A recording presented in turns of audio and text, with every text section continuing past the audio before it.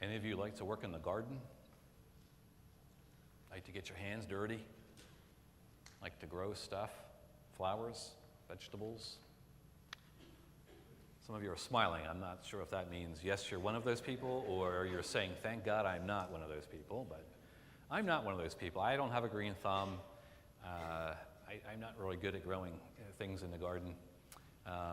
My mom loves growing things. In fact, when I was visiting with her last week, in fact, every time I see her, she points out her tomato plants and how excited she is, how they are growing. And she loves to she has them in a pot outside on her patio, and she just loves to see them grow. It just gives her a good feeling. And I guess that's why we do that, right? Those of you who plant things, you love to see it grow, and it gives you a sense of pleasure. You plant a seed, and something happens, and you get to watch. But what if you were planting seeds and you didn't get to see them grow? Would it still be as much fun? Would you still be invested in the process? Because what I want to share with you this morning is that sometimes in life, God calls us to plant seeds, and we don't get to see the seed grow. We don't get to see the result or see it flourish. But the seeds still need to be planted. I heard a story about a missionary to India. And, India is a country where there's different religions. But in the northeastern part of India, there's a lot of Christianity. And it's largely due to a missionary that was sent years ago. And where he was sent was to a headhunting tribe. And as you can imagine, he had his work cut out for him, and it was very difficult trying to talk to people and tell them about Christ when they were going around killing other people and removing their heads from their bodies. The situation was this. In that tribe, they believed that the passage from boyhood to manhood required that a boy, when he got in his early teens, go to a rival village, kill a warrior from that enemy village, and bring their head back and stand on a rock in the middle of the village and hold it up, and then everyone would gather around them from the village and say, okay, you're a man. You were able to do that. And that was the rite of passage for that tribe. And so this is the way they lived. And so this missionary goes there trying to tell them about the love of Jesus. And they didn't respond, really. But they didn't try to kill him because he wasn't from an enemy tribe. But they did harass him, hoping he would go away. In fact, for a time, they put him in a cage. Well, after some days, when they let him out of the cage, he just simply went and got his wife and brought her there. He was determined to stay and tell them about Jesus. Well, he was there for years. And he only ever converted one person in all the time that he was there. And he left feeling like a failure. But the one headhunting tribesman that he had converted was a person who really got on fire for God and went around telling everybody about Jesus. And it led to many, many souls being saved because of that one, because of that seed that was planted. But he never got to see all that because he didn't stay long enough. But sometimes that's the way it is in life. We're called to plant seeds, but we don't get to see where that seed leads to, what it grows to become.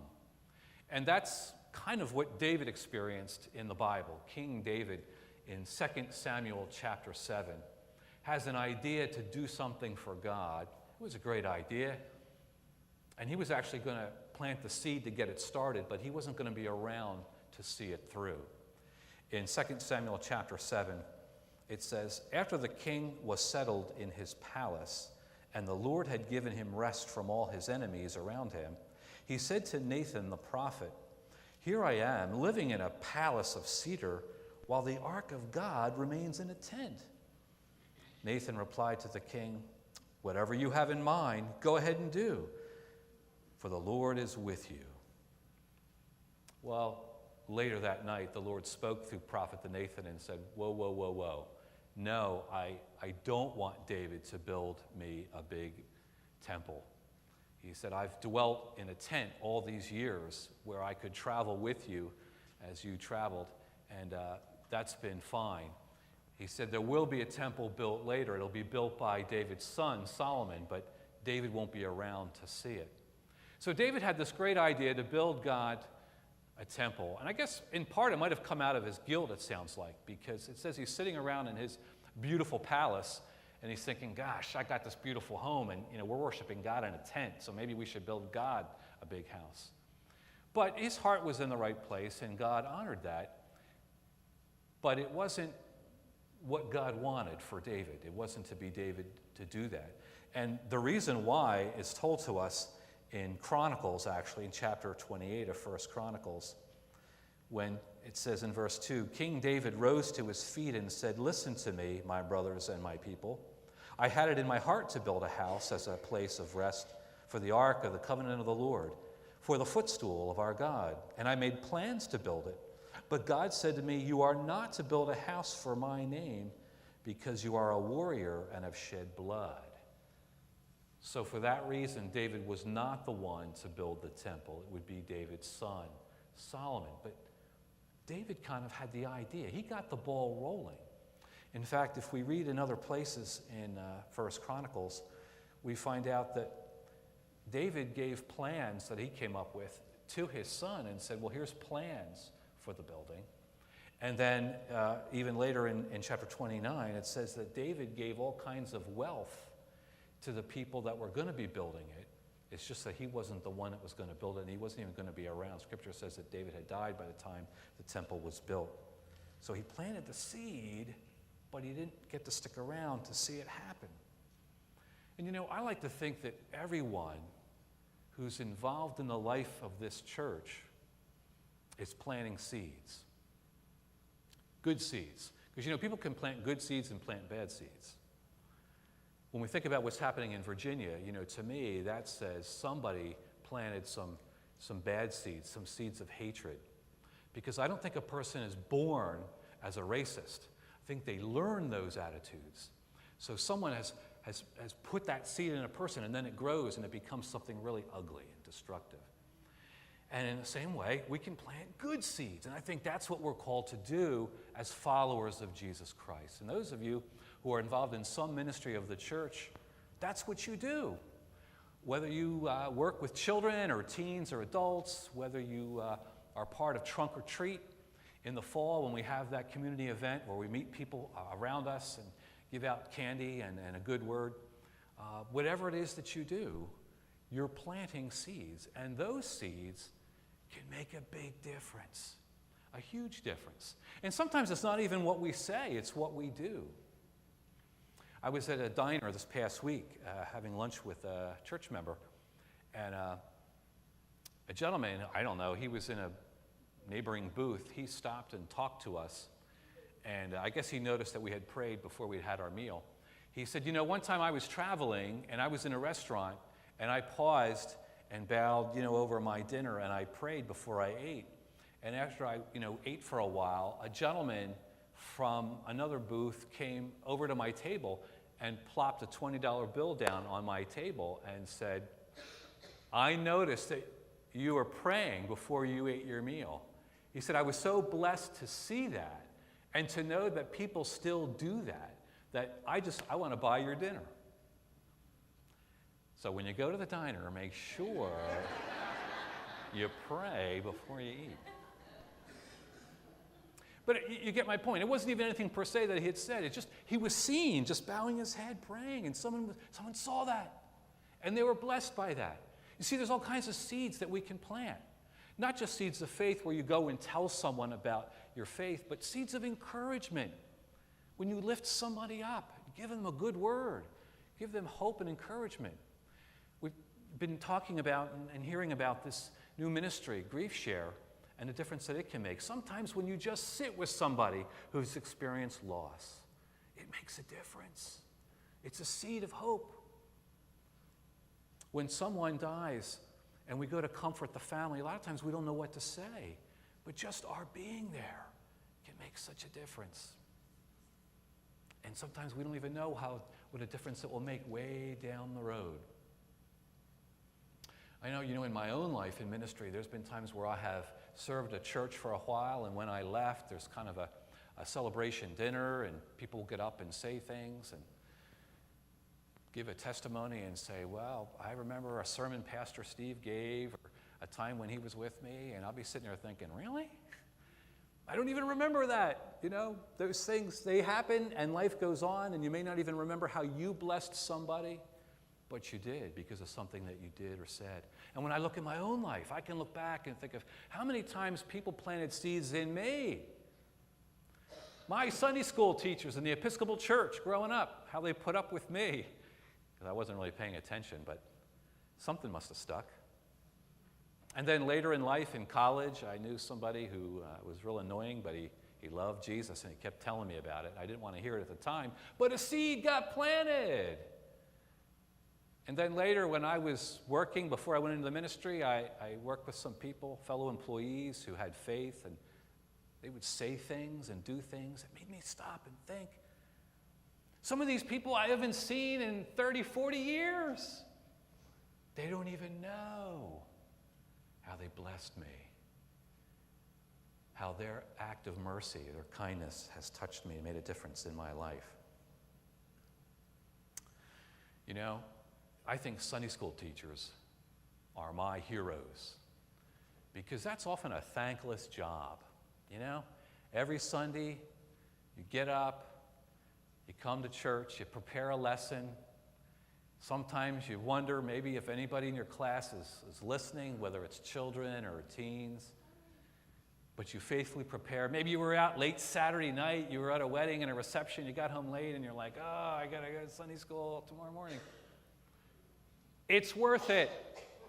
I want to say thank you for those of you who do that.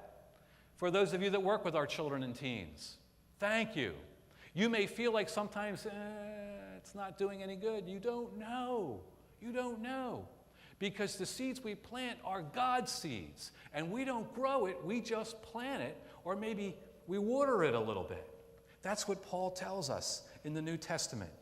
It says in 1 Corinthians chapter 3, verse 5, what, after all, is Apollos? And what is Paul? We're just servants through whom you came to believe, as the Lord has assigned to each his task. I planted the seed, Apollos watered it, but God made it grow. So neither he who plants nor he who waters is anything, but only God who makes things grow. We're working in God's garden, planting those seeds, maybe throwing some water on them here and there. God is the one who makes it grow, and God is the one that makes the difference. And when we think about how God is the great gardener, it can hopefully inspire us to keep working at planting those seeds, whatever it is that we do, bumping into somebody at Lowe's or ShopRite and talking to them. A couple months ago, I was walking around that park. It was at Donio Park behind the ShopRite, and I was walking around a couple times, and with each lap that I went around, there was a gentleman sitting on the ground who would make a comment when I came by. And so I kind of sensed after about the second lap that he wanted to talk to me. He was lonely or something. I don't know who this guy was. So I guess around the third time around, he said something, so I stopped, and we started talking. And I noticed that by his bicycle, he had a couple of bottles of alcohol, and his breath about knocked me over. Now, this is early in the morning. So I'm thinking, this gentleman's struggling with some things. And as he talked to me, I realized that he really was struggling with some things. But I also realized that he knew the Lord, because he talked about the Lord in ways that you could just tell that at least at some points in his life, he had come to an understanding of who Jesus is. But he was having a hard time. And so I said, can I pray with you? And he was surprised, but we prayed together.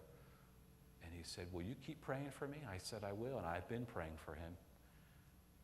And I have never seen him again. That was months ago. I imagine I'll never see him again. But I hope in some way in that encounter, God used something that happened in that exchange to encourage his heart, because he needed some encouragement. You never know. You never know when you talk to someone what God's going to do with that seed and how God's going to grow it. Let me tell you what I mean. Follow me for just a minute through this little vignette. A Sunday school teacher by the name of Mr. Kimball, I have no idea who Mr. Kimball is, because this took place in 1858.